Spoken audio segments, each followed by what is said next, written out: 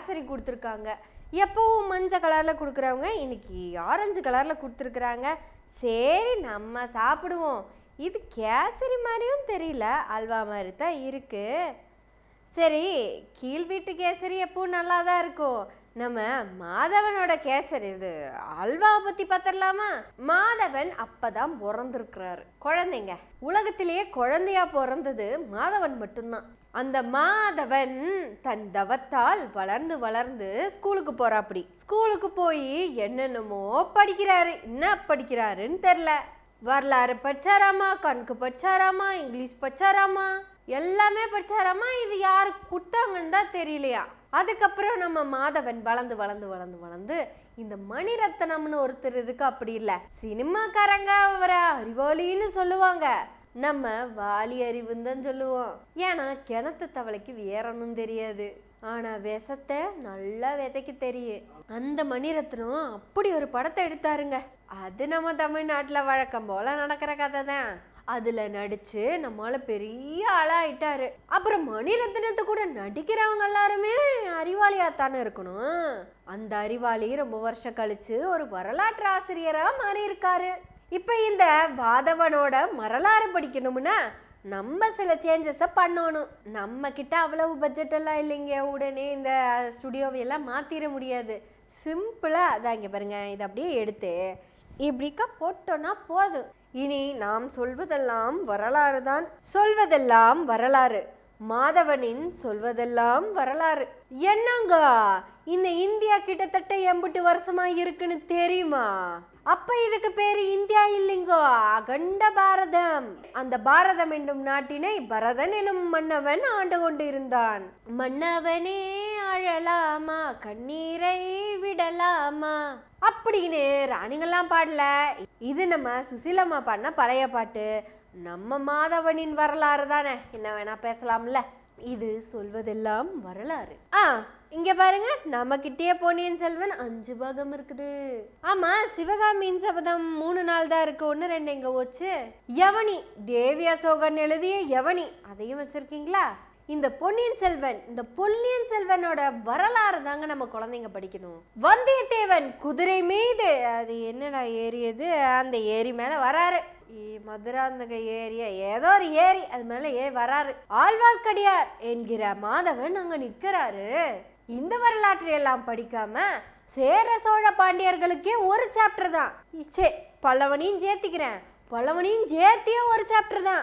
2000 ஆண்டு வரலாறு கொண்ட சேர சோழ பாண்டியர்களின் வரலாற்றை படிக்காமல் முளகாயர்கள், அது யாரா? அது முளகாயர்கள் யாரோ பாபராமா பாணிப்பட்டுக்கு வர்றாராமா, நான் ஏதோ மோடி லோடி கூட சண்டை போடுறாராமா. பாபருக்கும் லோடிக்கும் நடக்கிற சண்டையில பாபர் ஜெயிக்கிறாரு. பாபர் அப்புறம் அங்கேயே இருந்து நாட ஆள ஆரம்பிக்கிறாரு. அப்படி குட்டியா ஆரம்பிச்ச பாபரே பேரனோட பேரா அவுரங்கசீப் வர்றப்ப அகண்ட பாரதம் கிட்டத்தட்ட வந்துடுத்து.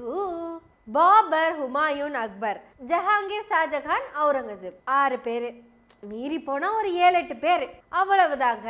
ஆனா முற்கால சோழர்கள் அவங்க ஒரு 300-400 பேரு. அப்புறம் பிற்கால சோழர்கள் 1000க்கு அப்புறம் நடுவுல பாண்டிய பேரரசு, சேர பேரரசு, அப்புறம் காஞ்சிபுரத்துக்கிட்ட பார்த்தா சடனா பல்லவ பேரரசு. இப்படி பேரரசுகளாக இருந்த இந்த வரலாற்றை நாம் எப்போது படிக்க போறோம்? ஏங் மாதவா, இந்த பிற்கால சோழர்கள் காலத்துல நீங்க என்னவா இருந்தீங்க? என்ன அவங்க அரண்மனையில ராஜா, நீங்க கோவில்ல ராஜாவா ஆண்டுகிட்டு இருந்தீங்க. ஆனா நாங்க தமிழர்களாவோ இந்தியர்களாவோ கூட இல்லை, சூத்திரர்களாக வாழ்ந்து கொண்டு அடிமையாக கிடந்தோம். ஆட இப்ப கூட பாருங்க, சூத்திரர்கள் பலரும் சேர்ந்து ஆண்ட பரம்பரை அப்படின்னு சொல்லி திரியா என்ன கதைன்னு உரியல. நான் சோழ நாட்டை ஆண்ட பரம்பரை, நான் காஞ்சிபுரத்தில் இருக்கும் ஆண்ட பரம்பரை, நான் மதுரை திருநெல்வேலியை சேர்ந்த ஆண்ட பரம்பரை, நான் கோவை உள்ளடக்கிய பாலக்காட்டு பகுதியை சேர்ந்த ஆண்ட பரம்பரை, சேரநாடு எம்புட்டு வரலாறு வச்சிருந்தோம் தெரியுமா நாங்கெல்லாம். ஒண்ணுமே புரியல மாதவா, இந்த இளவியெல்லாம் நாங்க ஏன் படிக்கணும்? இந்த சோழ பாண்டிய சேரர் பல்லவ காலத்துலதான் நாங்க என்னவானோம் தெரியுமா உனக்கு? அப்பதான் இன்னைக்கு இருக்கிற ஆண்ட பரம்பரை அன்னைக்கு அடிமை பரம்பரையா ஆக ஆரம்பிச்சாங்க. அதுக்கப்புறம் தான் இந்த முளகாயர்கள் வந்து அவங்க தான் ஏதோ நல்ல அடிமையாக இருக்கிற ஒரு 10 பேர்த்த போங்க போங்க போங்கன்னு தட்டி அனுப்புனாங்க. அப்புறம் ஏதோ ஒரு ஆங்கிலேயர்களாமா, அவங்க தான் நம்மளோட வரலாற்றையெல்லாம் எழுதுனாங்களாமா. சோழர்களின் வரலாற்றில் இருக்கும் செப்பேடுகளை எல்லாம் தோண்டி எடுத்து பார்த்தா, கல்வெட்டுகளையும் தோண்டி எடுத்து பார்த்தா ஒண்ணுமே இல்லை, நத்திங். இந்த பகுதியை நான் பாத்தியத்துக்கு கொடுத்துட்டேன், இந்த பகுதியை நாத்தியத்துக்கு கொடுத்துட்டேன், இந்த பகுதியை சாத்தியத்துக்கு கொடுத்துட்டேன். ஊராம் வீட்டுக்கையே என் பொண்டாட்டி நெய்யேன்னு அள்ளி அள்ளி கொடுத்துட்டேன். அப்படி இந்த நீ வச்சுக்கா, வச்சுக்கா இந்த நீ வச்சுக்க. ஒரே ஒரு வரலாறு நமக்கு இருந்துச்சு. இந்த தமிழர்களுடைய வரலாறு என்ன தெரியுமா? கிட்டத்தட்ட இலக்கியத்தில் உலக நாகரிகத்தோட போட்டியிட்டவை. உலகத்திலேயே வச்சு பெண்பால் புலவர்கள் தமிழ்நாட்டில் தான் அதிகம். கடல் கடந்து போர் புரிஞ்சு வென்றவர்கள் தமிழர்கள் தான். இதெல்லாம் வரலாறு மாதவா. அபாலிக்கா என்னாச்சுன்னே தெரியல மாதவா. நம்ம குண்டுச்சட்டிக்குள்ளேயே குதிரையை ஓட்ட ஆரம்பிச்சிட்டோம். சாத்திரங்களால் சூத்திரர்களாக்கப்பட்ட நாம் சாத்திரத்தை எல்லாம் படிக்கல, ஆனா சூத்திரன் ஆயிட்டோம். சூத்திரனானதுக்கு அப்புறம் எங்க வறுமையை நாங்களே சொல்லிட முடியுமா? ஆனா மாதவா, நீங்க உங்க வரலாற பின்னி பெடல் எடுக்கலாம். ஹரஃபா மொஹஞ்சதாரோ எங்க கீழடி வரைக்கும் இருந்த வரலாறு மொத்தமும் எங்க வரலாறு. ஏதோ சிந்து சரஸ்வதி நாகரிகத்தை புதிய வரலாறாமே, அதை வேற படிக்க சொல்றீங்கோ. எங்க வரலாறு நூல்களில் எழுதப்படவில்லை, உங்கள் வரலாறு நூல்களில் மட்டுமே எழுதப்பட்டது. கல்லணை தெரியுமா? அது ஒரு வரலாற்று பொக்கிஷம். அப்பெல்லாம் நாங்க எப்படி தெரியுமா இருந்தோம்? மக்களால் மக்களுக்காக மக்களே நடத்துகின்ற அரசாங்கம் தான் அன்னைக்கு இருந்திருக்கு. அதனாலதான் கரிகால மக்களை யோசிச்சு மக்களுக்காக கல்லணையை கட்டினான். ஆனா இந்த பொன்னியின் செல்வன் எங்க மக்களை பத்தி யோசிச்சா கட்டுறா பெரிய பெரிய கோவில அப்படின்னு கட்டித்தான் வச்சிருக்கிறான். அந்த வரலாற்றை வேணா உங்க வரலாறா படிங்க மாதவா. ஏன்னா எங்க வரலாறு என்பது புனையப்பட்டது அல்ல, எல்லாம் சான்றுகளாகவே நிறுவப்பட்டது. நீங்க வேணா ஒண்ணு சொல்லுங்க மாதவா, இந்த பொன்னியின் செல்வன் காலத்துல ஒரே ஒரு அறிஞன், கல்வி பெற்ற அறிஞன் அந்த காலத்துல இருந்ததா காமிங்க வாப்போம். ஆட இந்த விளக்கணைகளுக்கு வள்ளுவன் எழுதின அறமே தெரியாது. சொன்னா நம்ப மாட்டீங்க, வள்ளுவன் யாருன்னே தெரியாது. வந்தா ஆங்கிலேயன் எங்கிருந்தோ, யாரவன் அந்நிய நாட்டான். ஆனா எங்க பொக்கிஷத்தை எல்லாம் மீட்டு கையில கொடுத்துட்டு போயிட்டான். என்ன பொருளைத்தான் எடுத்துட்டு போனான். அவன் வியாபாரி வந்தான், வியாபாரம் செய்தான், வியாபார லாபத்தை அள்ளி சென்றான். என்ன கொஞ்சம் சேர்த்தே எடுத்துட்டு போயிட்டான். ஆனா எங்க கிட்ட இருந்து பறிக்கப்பட்ட கல்விங்கிற மிகப்பெரிய சொத்தை எங்க கிட்ட திருப்பி கொடுத்துட்டு தான் போனான். அந்த கல்வியை படிச்சுட்டு இருக்கிற நாங்க தான் இந்த மாதிரியான வரலாறுகளை தூக்கி போடுறோம். ஆனா மாதவா, நீங்க என்ன சொல்றீங்க? இந்த வரலாறத்தான் நம்ம திருப்பி போடணும்னு சொல்றீங்க. இத திருப்பியும் போட வேணாம், திருப்பியும் போட வேணாம். இது தேவையற்ற குப்பை. நமக்கு தேவை மனித மாண்பை சொல்லித்தரும் அறிவியலும் இலக்கியங்களும் இலக்கணங்களும் தான். சொன்னா நம்ப மாட்டீங்க மிஸ்டர் மாதவா. ஒரே ஒரு பஞ்சம் மட்டும் சொல்லிக்கிறேன். இங்க அறிவியல் வர்றதுக்கு முன்னாடி ஒவ்வொருத்தங்கிட்டையும் ஒவ்வொரு விதமான கருவி இருக்கும். கேட்டா அதுக்கு பேரு தான் பிசினஸ் அப்படின்னு சொன்னீங்க.